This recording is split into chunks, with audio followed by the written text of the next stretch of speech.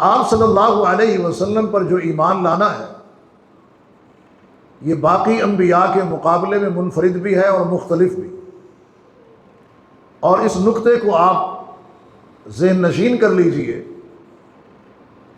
کہ آپ پر ایمان لانا وہ منفرد اور مختلف کیسا ہے۔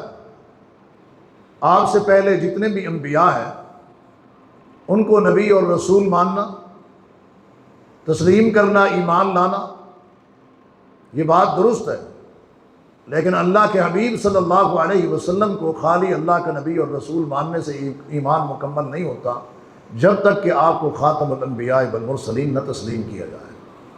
ما کان محمد ابا احد من رجالکم ولکن رسول اللہ وخاتم النبیین۔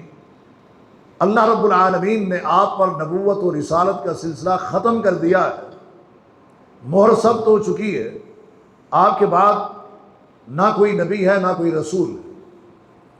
ہاں 30 لوگ آئیں گے، نبوت کا دعویٰ بھی کریں گے، اور یہ 30 دجالون کذابون، یہ دجال تو ہوں گے، یہ کذاب تو ہوں گے، جھوٹے ہوں گے، نبی نہیں ہوں گے۔ ان میں سے ہر ایک یہ دعویٰ کرے گا کہ میں نبی ہوں۔ آپ صلی اللہ علیہ وسلم نے فرمایا نہیں، انا خاتم النبیین، میں خاتم النبیین ہوں، لا نبی بعدی، میرے بعد کوئی نبی نہیں ہے۔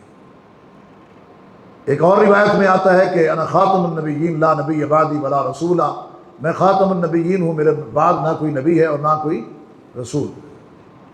تو آپ پر ایمان لانے کا یہ جو طریقہ اور انداز ہے یہ منفرد بھی ہے اور مختلف بھی ہے، اور یہ انتہائی لازمی اور ضروری بھی ہے۔ اگر یہ نہ ہو تو ایمان کامل اور مکمل نہیں ہوتا۔ کوئی بندہ اگر یہ بات کہے کہ میں اللہ کے نبی صلی اللہ علیہ وسلم کو اللہ کا نبی اور رسول مانتا ہوں، تو اس سے یہ پوچھنا پڑے گا کہ تو خاتم الانبیاء والمرسلین بھی مانتا ہے یا نہیں مانتا، کیونکہ یہ ماننا لازمی اور ضروری ہے۔ یہ ماننا لازمی اور بنیادی تقاضا ہے کس کا؟ حرمت رسول کا۔ تو یہ بات آپ بھی ذہن نشین کر لیجئے کہ آپ صلی اللہ علیہ وسلم کو خاتم الانبیاء والمرسلین تسلیم کرنا ہے۔ الحسن اسلامک سینٹر